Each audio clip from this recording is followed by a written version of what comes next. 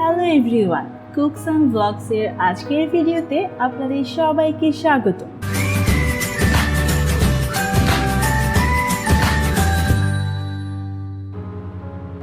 আজ আমি আপনাদের সাথে শেয়ার করব খুবই মজাদার একটি রেসিপি, মুখে স্বাদ লেগে থাকার মতো রেসিপি। সেটা হচ্ছে গাজরের রসমালাই। আমরা গাজর দিয়ে তো অনেক কিছু তৈরি করে খাই, কিন্তু গাজরের রসমালাই কখনো তৈরি করা হয়নি। চলুন তবে শুরু করা যাক। এই মজাদার রসমালাইটা তৈরি করার জন্য প্রথমেই আমি এখানে 4টা গাজর নিয়ে নিচ্ছি। এই গাজরগুলোকে ছিলে টুকরো টুকরো করে কেটে নিচ্ছি। এখানে সেদ্ধ করার কোনো প্রকার ঝামেলা নেই, আমি সরাসরি এগুলোকে ব্লেন্ড করে নেব। প্রথমে কেটে ভালোভাবে ধুয়ে নিচ্ছি।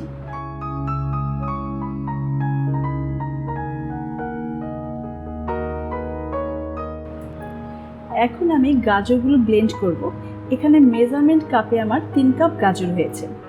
এই 3 কাপ গাজরের জন্য এখানে আমি হাফ কাপের মতো দুধ দিয়ে দিচ্ছি এবং ব্লেন্ড করে গাজরের মিহি একটা পেস্ট করে নিচ্ছি।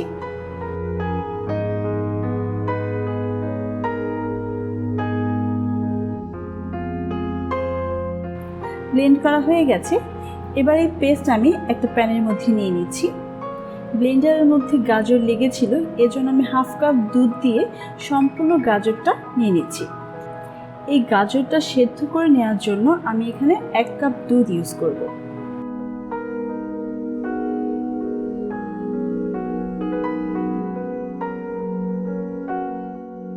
গাজরটা বেশ ভালোভাবে দুধের সাথে মিক্স করে নিচ্ছি। এবার আমি 2 থেকে 3 মিনিট এই গাজরটাকে ভালোভাবে জাল করব। এতে করে গাজরটা সেদ্ধ হয়ে যাবে এবং এর মিশ্রণটাও অনেকটা ঘন হয়ে আসবে।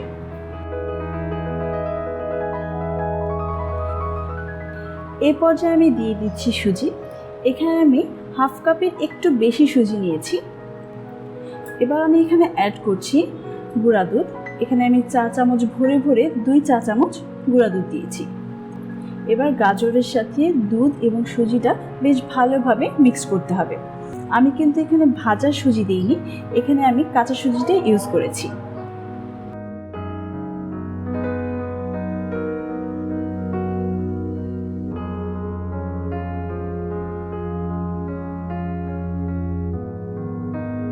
মিশ্রণটা যখন কড়াই থেকে এভাবে উঠে আসবে, তখন বুঝতে হবে আমার গাজরের মিশ্রণটা একদম পারফেক্টভাবে তৈরি হয়ে গেছে। এবার আমি লাড্ডুগুলো তৈরি করে নেব। লাড্ডুগুলো আমি তখনই তৈরি করব যখন মিশ্রণটি ঠান্ডা হয়ে যাবে, মানে হাতে ধরে আপনি লাড্ডুটা বানাতে পারবেন। সেই পর্যায়ে হাতে ঘি মেখে নিয়ে লাড্ডুগুলো বানিয়ে নেব।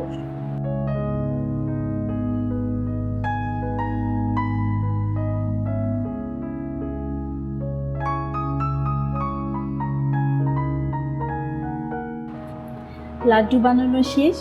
এখানে আমার 30 থেকে 34টার মতো লাড্ডু হয়েছে। এবার আমি লাড্ডুগুলোকে ভাপ দিয়ে নিই। দেখতেই পাচ্ছেন এখানে আমি পানি গরম করে নিয়েছি আর দিয়ে দিচ্ছি স্টিমার। এই স্টিমারটা আসলে রাইস কুকারের সাথে আসে। এই স্টিমারটা দিয়ে সাদা একটা কাপড় দিয়ে দিচ্ছি। এবার সাদা কাপড়টা দিয়ে লাড্ডুগুলো সুন্দর করে দিয়ে দিচ্ছি। লাড্ডু দেওয়া শেষ হয়ে গেলে আমি এর উপর ঢাকনা দিয়ে দিচ্ছি। ঢাকনার যে একটা ছিদ্র ছিল সেটাও আমি লং দিয়ে বন্ধ করে দিচ্ছি এবং অপেক্ষা করছি 10 মিনিট। ঠিক 10 মিনিট পর আমি চুলা অফ করে দিব এবং লাড্ডুগুলো নামিয়ে নিব। ফিরে এসেছি 10 মিনিট পর। আমার লাড্ডুগুলো একদম সফট হয়ে গেছে, দেখতেই পাচ্ছেন একদম নরম হয়ে গেছে। এবার আমি নিয়ে নিচ্ছি একটা কড়াই দিয়ে দিচ্ছি 1 লিটার দুধ।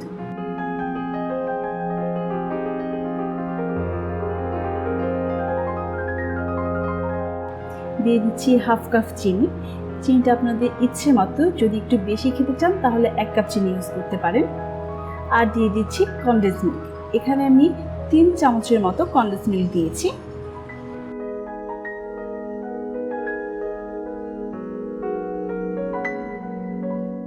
দিয়ে দিচ্ছি ফ্লেভারের জন্য 2টা এলাচ। কনডেন্স মিল্কটা আপনারা চাইলে স্কিপ করতে পারেন, আমি দিয়েছি, আমার বেশ ভালো লাগে কনডেন্স মিল্ক। আর কনডেন্স মিল্কটা দিলে দুধটাও একটু ঘন হয়ে আসে। এবার দুধটা একটু জাল দিয়ে নিচ্ছি। যখন একটা বলক চলে আসবে সে পর্যায়ে আমি এখানে 3 টেবিল চামচ গুঁড়ো দুধ দিয়ে দিচ্ছি। গুঁড়া দুধটা আগে থেকে আমি লিকুইড করে রেখেছিলাম। দিয়ে দিচ্ছি গুঁড়া দুধ। গুঁড়া দুধটা ইউজ করলে দুধটা খুব তাড়াতাড়ি ঘন হয়ে যায়, এত জাল দেওয়ার প্রয়োজন হয় না। এ পর্যায়ে আমি এখানে অ্যাড করে দিচ্ছি জাফরান। জাফরানটা আপনাদের কাছে যদি না থাকে তবে স্কিপ করতে পারেন। জাফরানটা আমি এখানে ইউজ করেছি শুধুমাত্র কালারের জন্য, আর এর ফ্লেভারটাও বেশ ভালো লাগে।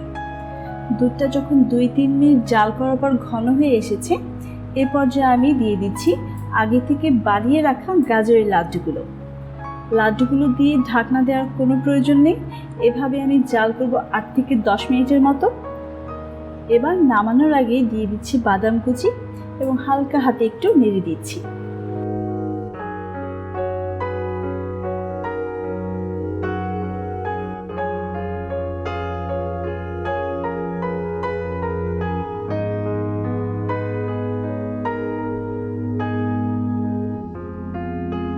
এবার রেখে দিচ্ছি ঠান্ডা হওয়ার জন্য।